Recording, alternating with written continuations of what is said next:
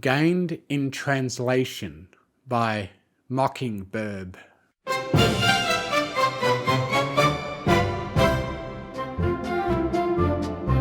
In the corner of the Canterlot Press Company cafeteria, Twilight Velvet sat eating a sandwich. A cheerful yellow earth pony spotted her and strolled up with a smile on his face.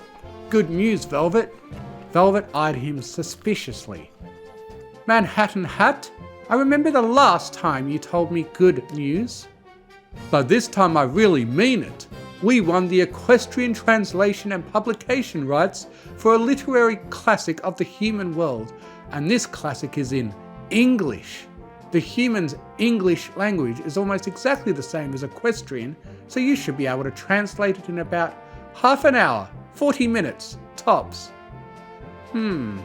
Velvet pursed her lips. "I notice you haven't told me which literary classic I'm supposed to be translating." "It's really short," the Earth Pony promised. "I think you even told me you've read it already. And yet you don't tell me which one it is." The yellow Earth Pony grinned. "George Orwell's Animal Farm. It's a story for human children about animals. What could be easier?" Velvet barked out a bitter laugh. "You haven't read it, have you?" "I've read of it." "And you think it can be translated in half an hour?" "Certainly. Foals are foals all over the world, so you shouldn't even have to change it. You could just take a half-hour's nap. Haha." Velvet sighed. "First of all, this story is not really a children's story. It's a political allegory. It's about an armed revolution on a farm in the human world where the animals rise up and overthrow the human farmers and take over the farm for themselves." Manhattan Hat shrugged. "Little equestrian foals aren't interested in politics, so you could leave that part out and take the violence out too. Ponies won't like that." Velvet laughed. "If I take out those parts, there's not much left to the story at all. So pad it out by adding some cute nursery rhymes or something like that. I know you can do it. You're a very gifted writer." "If you want me to write original material, you'll have to pay my original material rate."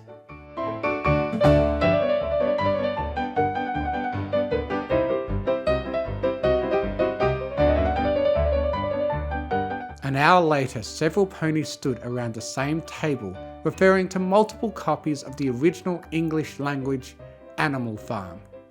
Grape Treader, a petite red-purple earth pony stone whose mane was cut in a green bob, rubbed his chin with one forehoof. "4 legs good, 2 legs better. That could be translated into an earth pony versus Pegasus thing, right? I mean, 6 limbs is better than 4? "I see it as more of an alicorn thing," retorted a red unicorn, Bloody Banner. Treader asked, "Are you saying alicorns oppress us?" Banner replied, "I'm just saying the alicorns are all princesses, and we aren't. And why is that really?" Velvet said, "Maybe because Celestia and Luna moved the sun and moon?" A dark blue Pegasus who had a pile of fish for a cutie mark, Ammonia Waft, pushed into the corner of the room.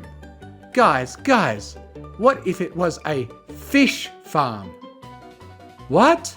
Velvet said. The Pegasus explained. "On human farms, the humans raise animals and kill them and eat them, but in Equestria, some ponies raise fish to kill and eat them." Manhattan Hat gave Waft an incredulous look. "Ponies farm fish? I've only seen ponies catch them with fishing poles, in rivers and such. Didn't you see the article in last month's Equestrian Geographic magazine about the fish farming projects out by Van Hoover? The point is, ponies farming fish would work in the translated version of the story." Banner laughed. "But who ever heard of fish rising up and slaying a pony government?" The Pegasus squinted at a copy of Animal Farm. "In this human book, the animals rise up and kill all the humans. Somehow I missed that part." Banner waved a forehoof in an airy gesture. "It's implied." And how can you kill ponies using just fins? The Pegasus pressed. The wine-coloured pony bit his lip and contemplated. On a farm that raises fish to sell for food? Based on his own experience working on equestrian farms as a colt, Treader did arithmetic in his head to work up an estimate. For the farm to make good profits, the fish must outnumber their farmers by thousands to one. With numbers like that, there must be something the fish can do. Waft laughed. Maybe you should do some research on that. You could write a treatise on military science and tactics for fish. It could be bound in the same volume with Velvet's story, kind of an introduction. Or maybe as a sequel, Velvet mused. Look here, Hat insisted. The problem here is the original story's setting is just too distant from an equestrian experience. That's what I've been saying, Waft crowed. But, Hat added, if you try to make the book exactly like something that would happen in Equestria, it gets so far away from human terms it doesn't make any sense as a translation. Treader agreed. That's what I've been saying. So what you need to do, Hat concluded, is to compromise.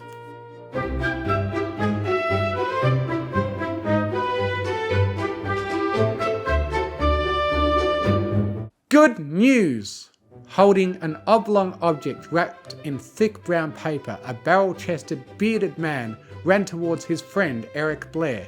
Blair was, of course, the author many know as George Orwell. Your book's equestrian translation just came back from the publishers. Good! Eric carefully stubbed out his half-finished cigarette on a brick wall. I just knew this story would catch on in Equestria on account of... don't just gad about it. Open the package, I want to see it. Blair's nicotine-yellowed fingers rubbed open the parcel. Huh. What do you mean? Show it to me. Blair's hand raised the volume higher. Well, I suppose different countries' publishers see things a bit differently. Eric and his bearded friend stared at the book's cover, which featured a full colour painting of many different kinds of fishes swimming in a large pond, not to mention the book's strange title.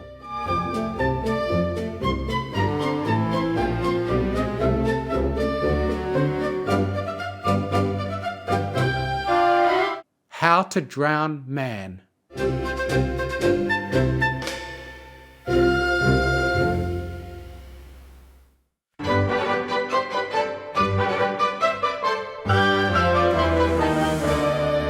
In a corner of the cafe, Velvet sat with her lunch, till Manhattan Hat appeared with a smile and a hunch.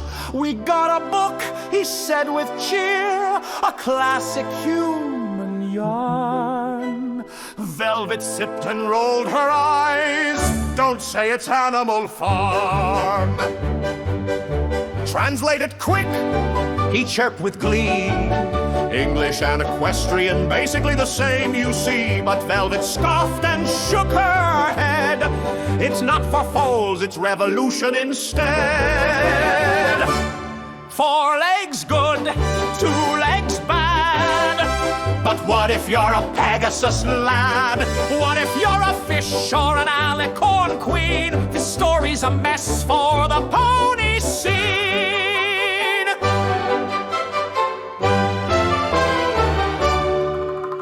Now Grape Treater chimed in with a brilliant idea.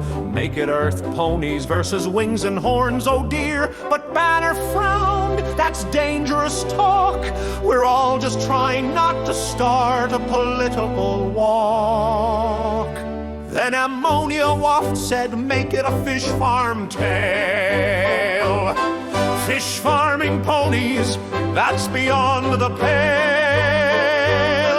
But think, he grinned, a scaled uprising. Though drowning a pony, that's surprising. The fish rose up with watery might, in numbers so great they turned the tide. With flippers and fins they claimed the land, and slapped away every pony hand. Back in the office, ideas did swarm, trying to make Orwell fit a different norm. But Hat cried out, "It's just too far, we're translating nonsense, no idea who we are."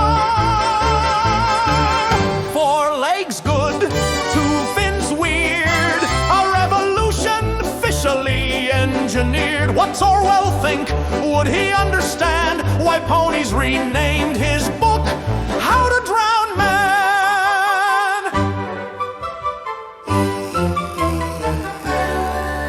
So the moral here, if moral's your goal, is translation's a beast with a slippery soul. Just one small edit, a compromise plan, and you're printing a bestseller, How to Drown Man.